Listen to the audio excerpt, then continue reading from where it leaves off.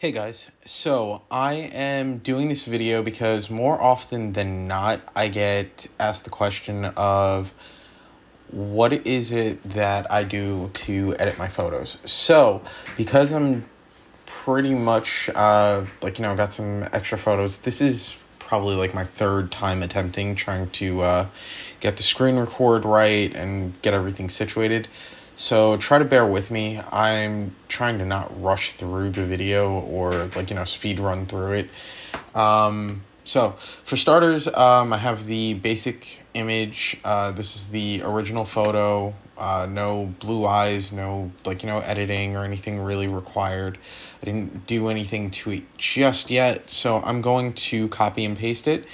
And what I'm going to do is I'm going to create a new layer. I like to typically try to use US paper because it's 8.5 by 11, 300 pixels, and it's a pretty good starting point.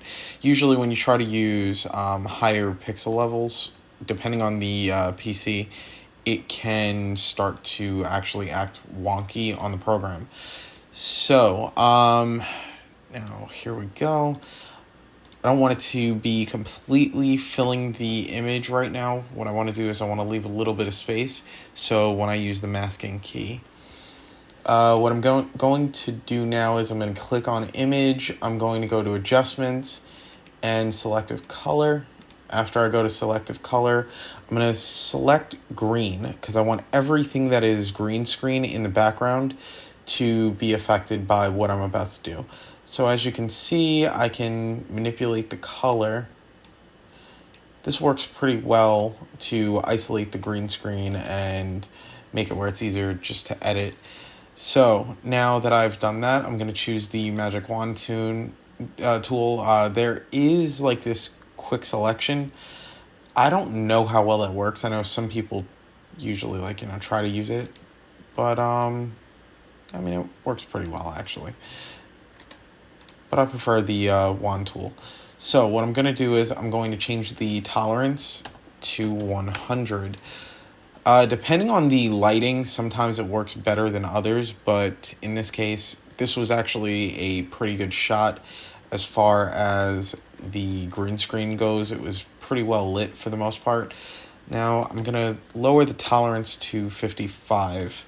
As you can see, that actually helped a little bit. Okay, so we want to get the cape selected.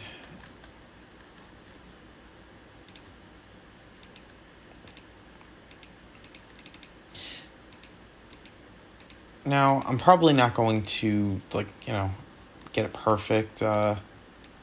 This is like my second time kind of doing this photo. So, what I'm doing is I'm going to try to key out this too. Let's just try to get as close to perfect as we possibly can. This is really just to kind of give you guys a rough idea for the most part as to what the process is, how much work really goes into some of these photos, and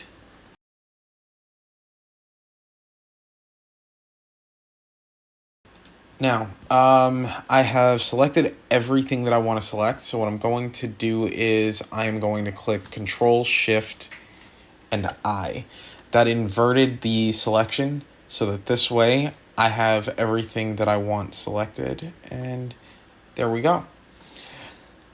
Now, normally what I'll try to do is I'll try to feather at 1.1 or 1. Now, there's still a lot of green screen in the hair. This was actually a tip that I learned from having to edit my son's hair, actually. Because before I used to do what would be known as destructive editing. This is honestly makes the pictures look a lot better than what I was doing originally. And a lot of times I'm asked how I learned how to use Photoshop. A lot of it was trial and error. I have been using CS6 for well over a decade now. No one really specifically taught me anything, so I'm going to click on Refine Edges. What you want to do is you want to make sure that the view is on layers. On top of it being on layers, what you want to make sure is, for me, these are the settings that I keep. So radius 50. I also make sure that I click the smart radius. Smooth is 20. Feathering 0. Contrast 5. Shift edge 0. I figured these settings really work well for me. I like working with these. And then what I try to do is I try to do output to new layer with mask. There are other options. So what I'm going to do is now I'm going to select the size. The size is pretty good. I think 35 is good, but let me go a little bit bigger. And what I do is I try to just go around it like this. Now, I know newer versions of Photoshop have tools that I think automatically select it, so it's not manually done like this, which makes it a lot easier, actually. It does make it a lot easier. But for those of you who know me, I prefer to do things the hard way. So what we're going to do is we're going to do that. I'm still going to try and go around the edging of the hair. What I'm going to do is I'm going to make the brush just a little bit smaller, and I want to click Alt so that I can try to darken the hair spots. I don't want it to be too bright, too light. I don't want it to be too faded. I want it to still show up.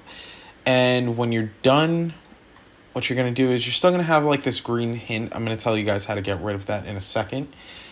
So now that I've gotten my hair layer right, what I want to do is I want to click on the actual layer itself, and I'm going to click on hue saturation. The shortcut to that would be Control U.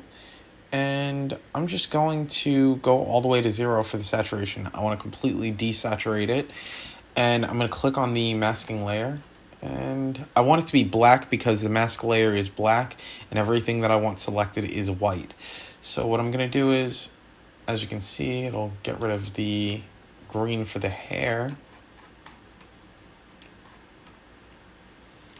And this will feather it just about right to where it looks like I didn't really edit it as much. So you don't lose some of that hair, the flyaways, and some of the other aspects of the hair.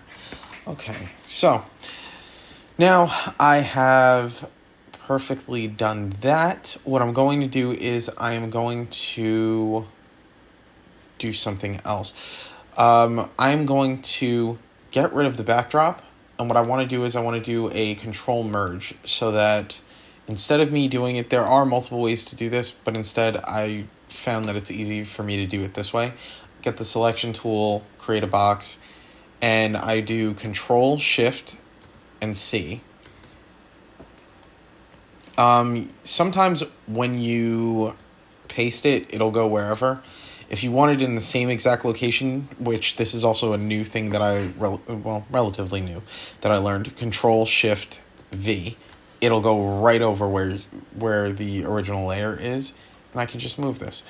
So I'm going to deselect all of this. What I want to do, because sometimes when you're working with green screen, there is a little bit of a flood with the green screen. It probably doesn't help that I also did the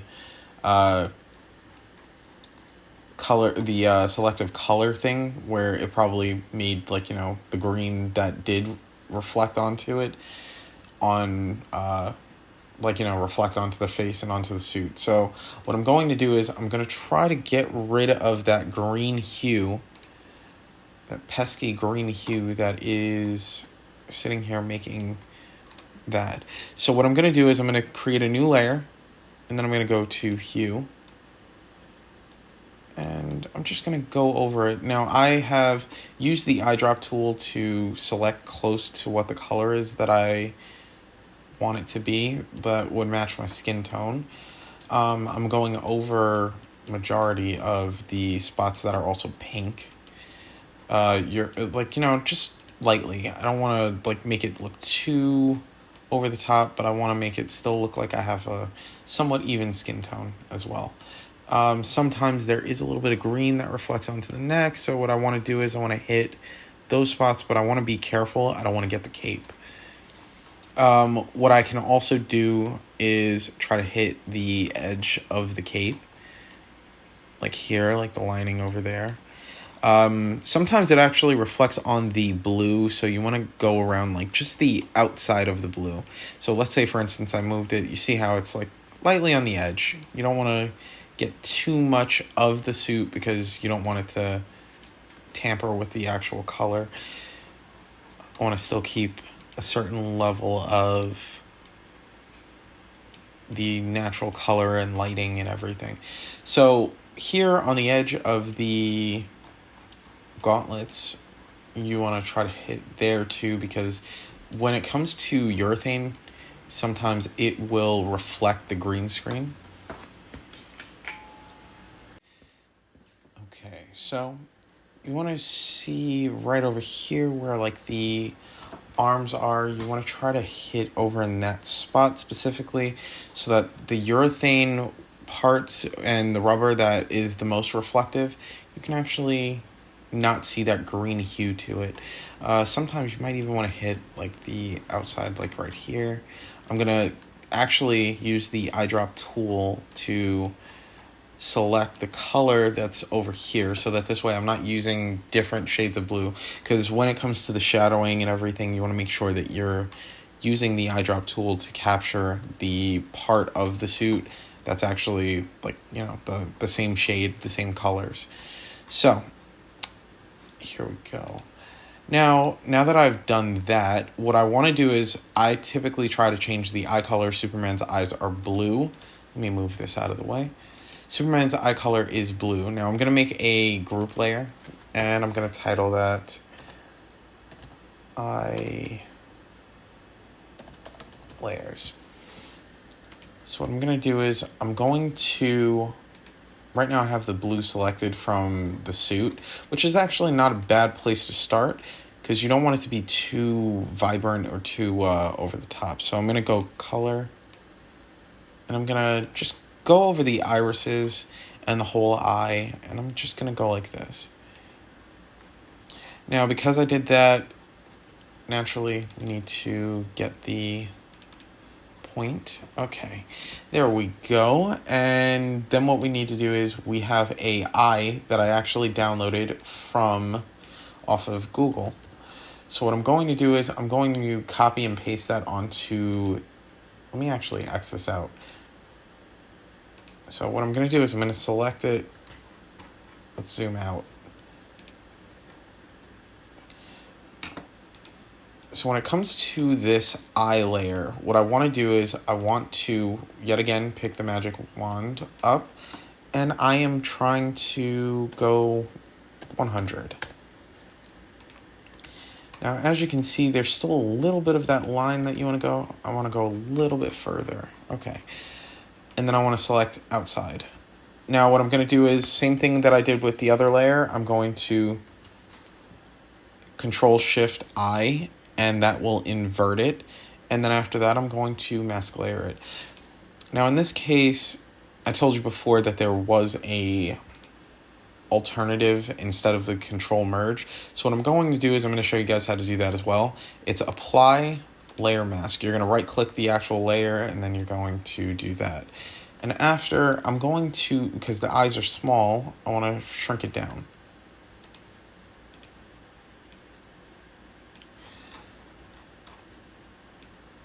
Now, usually I try to play around with the eye settings. So let's see, right now we have the eye.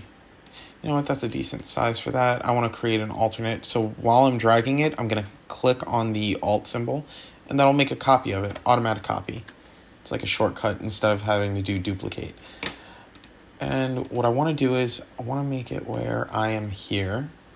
Okay, and I'm going to do the same thing that I did before, where I'm going to control. Let's actually hide that. That's just in case we ever need another eye or need to do anything.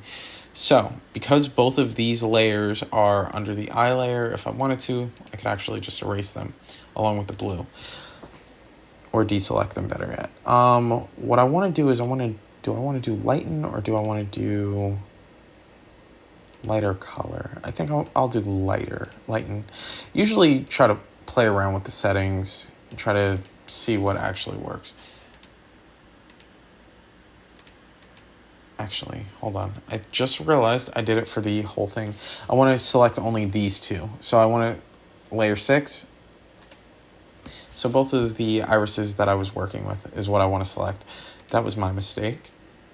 And then what I want to do is I want to hit lighten color maybe. Yeah, I'll go lighten.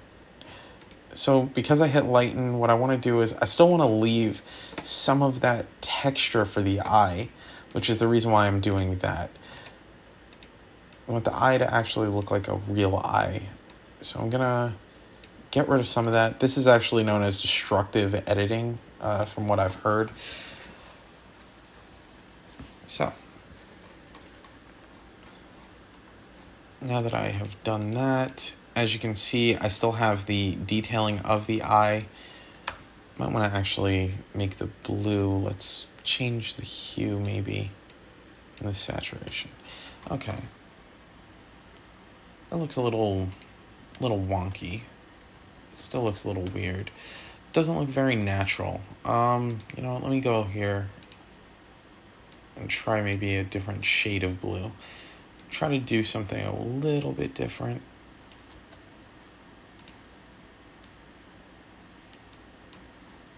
And like I said before, because I am doing it this way, what I'm going to have to do is I'm going to have to re-add the pupil. Okay.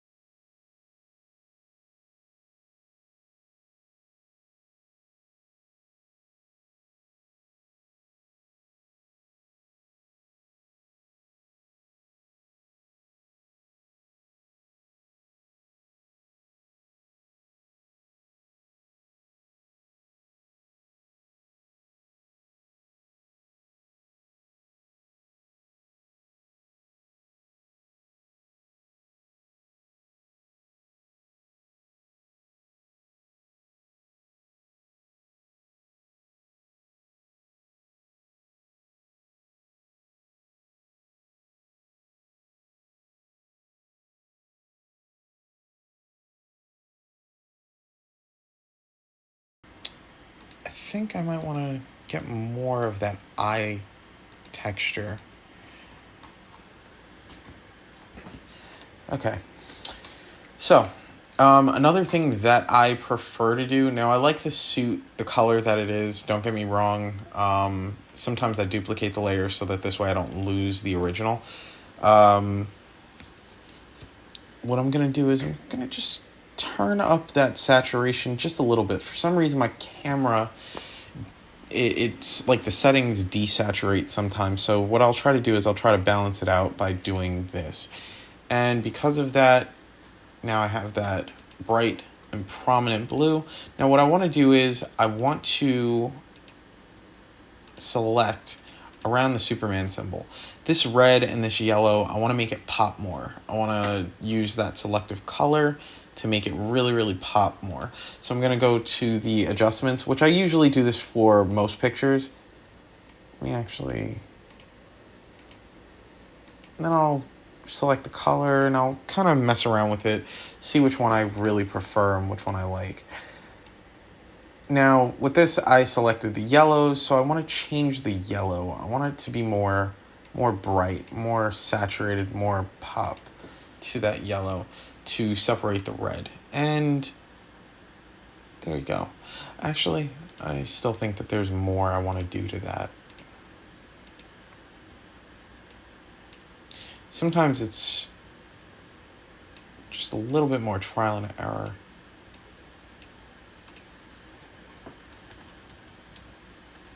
So as you can see, it's more of that touch of yellow that you want. Now I'm going to select the yellow right here. And what I'm going to do is I'm going to try to hit the belt with that hue right here, just in case there's a little bit of green that might have actually, like, you know, touched that part. So what I'm going to do is I'm just going to hit there and try to blur it a little bit. I think that's a pretty good touch. Okay, so now that we have the Superman pose and we have everything situated, everything is where we want it to be, I'm going to create another layer, which we'll title this BG. BG for background. I'm making a black layer, and this sometimes helps because if you're trying to add like a background to it, you'll see like right here, there's a little bit of like that grayish, whitish outline. You want to try to get rid of that. You want it to look almost seamless. So because of that, what I'm going to do is I am going to deselect everything. Then what I'm going to do is I am going to copy merged again. I'm going to actually get rid of these for right now. I'm going to create a new main layer. So we'll put base layer. Okay, and this way we have everything that we wanted. Now, because I am trying to get rid of that, what I'm going to do is I'm going to select all around this, and then I'm going to drag, and it will highlight whatever the selection is. Because it did that, what I want to do is, you see right here where this white is, I want to get rid of that gray that's there. I want to try and darken it. I want to try to make it almost like it's seamless. So we're going to go to darken. Now the colors here, you want to try and take it from the hair. And then you want to just hit the outline of it. Just enough right there. And usually I try to just hit around the outside of this, like so. It's not going to be perfect. What I'm going to do is I'm going to also hit a little bit more black. So sometimes you can mess around with it and just try to see what's going to work and what's not. So I'm going to get rid of that black layer. What I'm going to do again is I am going to copy merged, and now I have the layer that I want. For me, it's almost like when you're doing math, you want to kind of like, you know, show your work, so to speak. For me, sometimes I might want to revise it, and I don't want to lose that original, but I don't want to have to go all the way back from the beginning and start all over again. So what I'm going to do is I'm going to keep that the way that I have it. I think the blue is okay. If I really wanted to, I can actually mess with the blue. You know, saturate it more, give a little bit of that brighter hue, or I could even darken it. I mean, you want to be careful how you do it because you don't want it to look too fake or like you edited it too much. But I usually try to make the colors a little bit more prominent. So as you can see, I also want to keep that texture. So I want to keep that dark color for the texture. And the eye color, everything that's here is still pretty good. All right. So now because I have done that, I want to add a backdrop to the photo. Usually I wouldn't go with something this, like this particular type of style, but I figured why not? I'm going to try and do this. And then what I'm going to do is I'm going to paste it. Now, this is straight from the internet. It's not like I created the backdrop. It's not like this is something... This is actually, I think, from Smallville's... From Smallville. For sure. I know that that's from Smallville. But what I'm going to do is I'm going to Control-Alt. I'm going to do that again. But this time, what I'm going to do with the copy layer is I'm going to try to cut off the feet a little bit. I want it to... Okay, so this way we don't have him just like floating there like that. It could be good for like, the flying pictures and stuff like that. In this case, I don't really think that it's going to work, but it depends on the backdrop and whether or not it actually matters to you. Some people will do it and it doesn't make a difference. Okay, so we see there's still a little bit of green, like this green line right about here and on the outside of the blue. I'm going to do something about that. So what I'm going to do is I'm going to change the tolerance first off. Let's change the tolerance to like 32. And I'm going to select the lining of that green that I want to get rid of. And I figured that there's probably more than just that, but depending on the backdrop, you might not even notice it. But for me, I'm a little OCD when it comes to stuff like that, and that's why you'll probably see me do like 5 or 6 different revisions of certain photos. Okay, so I'm gonna delete that lining. As you can see, the edges are a little rough, so I'm gonna use the blur tool to blur just the outside, just that much, so that this way it's not too serious. It's about 54 strength. I don't want it at 100. I want to make sure that I'm not losing any of that texture or any of that detailing. I want to make sure that I'm just going around it to the point where I am able to see what it is and kind of have it look like it's blended in with the backdrop a little bit.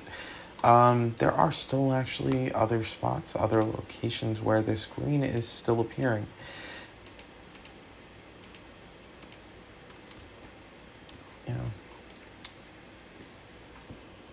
Sometimes when it comes to this, it can be a little tedious,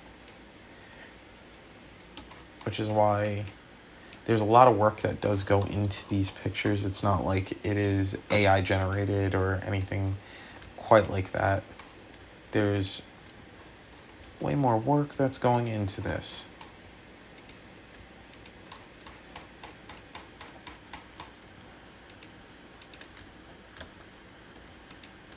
Okay. Let's see, I think that's close enough. Just like how I did with everything else, I'm going to still try to blur it. I want the lining to be pretty blended in with the background.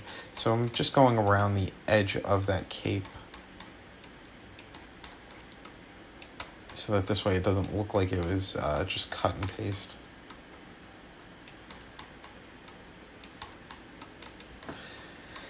Okay, and now comes the hard part. This is usually where you kind of got to feel it out and eyeball it.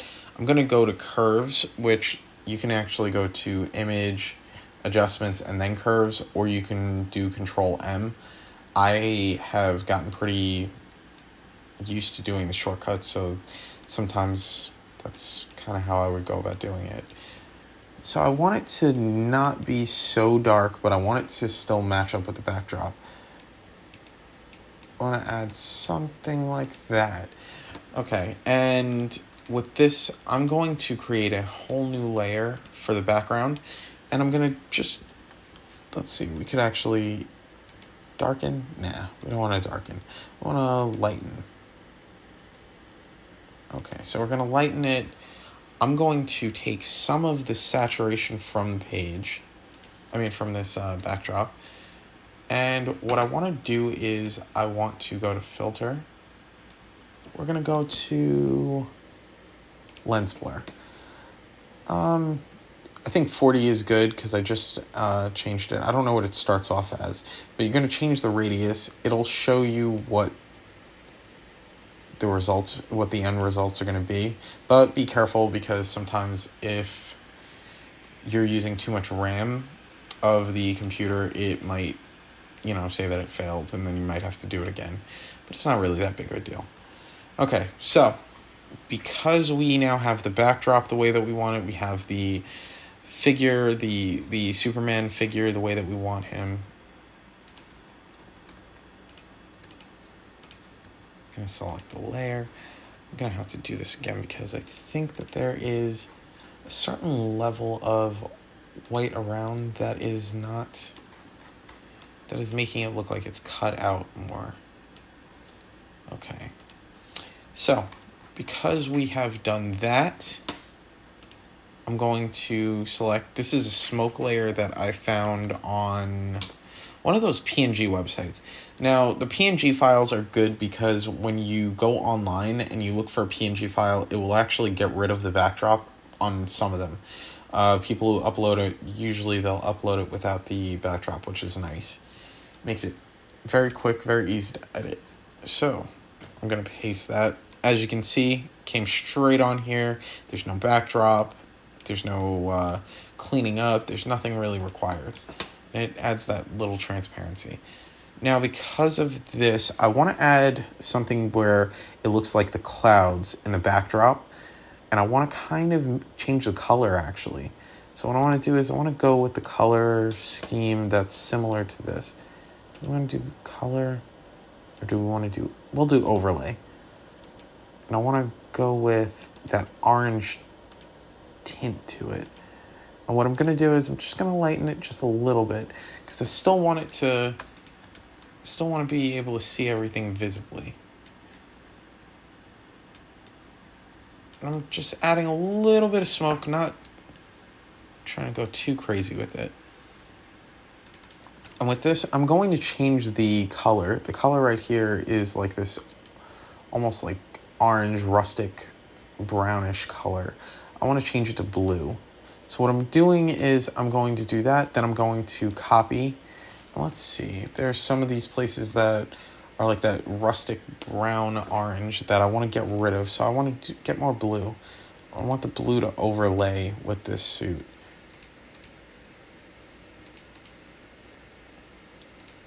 This is kind of still that same color that I was talking about before, but I think it kind of works here because this is, yeah, I think it works there. I think it's okay. I might want to brighten this up just a little bit.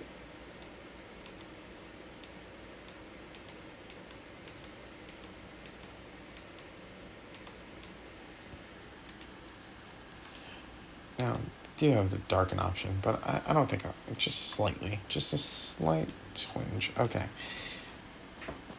So, there we go, and there you guys have it. If I wanted to add text to it, I could just create the text layer. Let's say, for instance, I want to put something that really is Superman related, but not Man of Steel. I want to do, hold on, we're going to go with the white font, and I'm going to write Man of Tomorrow. Now this layer is further back than I really want it, or maybe I like the aesthetic, but the whole point is I'm going to change that, add stroke to it, and then I could add a drop shadow, change the distance. That's kind of usually what I would do with this. If I don't want the letters and the words to kind of be behind the smoke, what I can do is I can actually maneuver the layer and just make it where it pops like that. I actually don't think I mind it that way though. So I'm gonna move this over. So I'm trying to think if there's anything that I'm missing.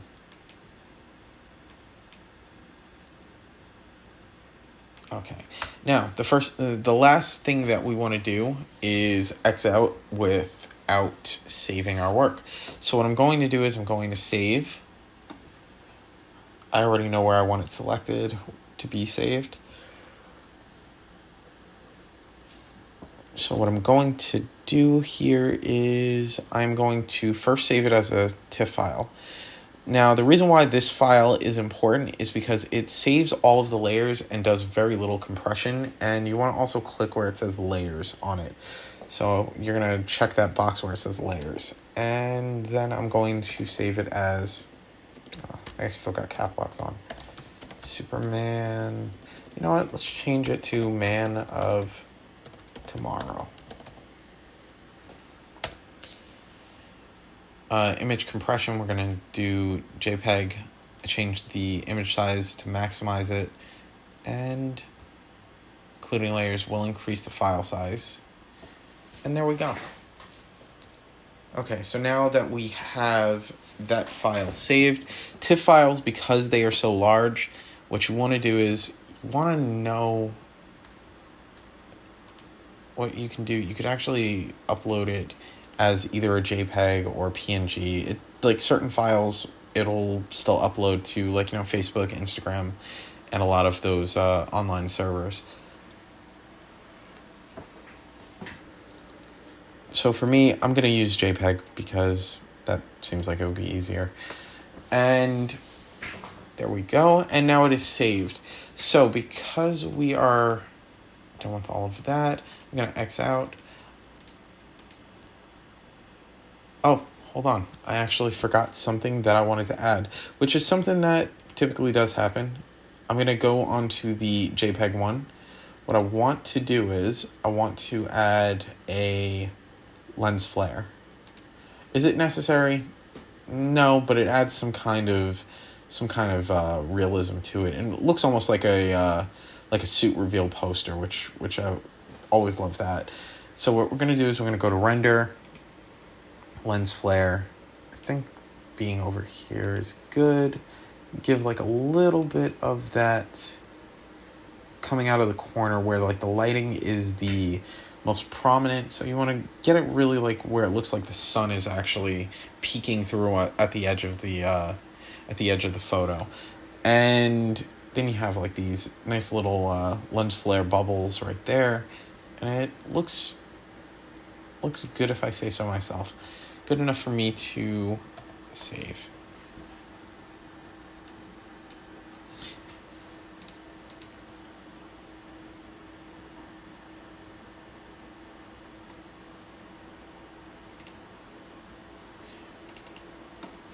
And there you guys have it. That is how I usually do most of my photos. I'm probably going to do more of these if you guys really want. Sometimes I figure it's also more entertaining than me doing slides of these photos and stuff like that. So what I'm going to do from now on, when it comes to certain photos and stuff, is I'm going to try to screen record it so that you guys can actually see the process. Because I did have I had a few someones that actually said that they thought that I was using AI at one point, and then they were surprised to see it was actually green screen. It was actually a photo that I took. One of the things that makes this process very, very difficult is that I am single-handedly, I'm editing, I'm photographing, and I'm also usually the one behind the camera as well. So what I usually do is I set up the camera, self-time it, and then I will hit it on my mark, and it'll self-time. Sometimes it'll take 10 photos. Sometimes it'll take anywhere between 1 and 10, really. And then, the editing process, figuring out which photos actually are worthy of being utilized, which ones are, something that I can actually see going somewhere, and others I just kind of usually delete. Sometimes I might like elements of it and try to use certain bits and pieces. But either way, I think that because of that, it does make it a little bit harder sometimes. But, what are you going to do? With that being said, though, I'm going to bring this video to an end. I hope you guys enjoyed. Like, comment, subscribe, and make sure that you hit that bell so that you never miss out on any of the Outcast Comics content or any of the other content that I'm uploading. Peace.